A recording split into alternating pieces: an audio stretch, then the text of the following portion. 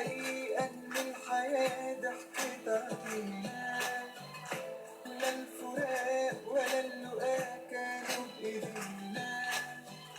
لما يومها حضنتني وبعدين مشينا، ليه ما قلتش إن ده الحضن الأخير؟ كنت سيبني لحد آخر لحظة جنبك، سيبني أقولك قد إيه وإزاي بحبك.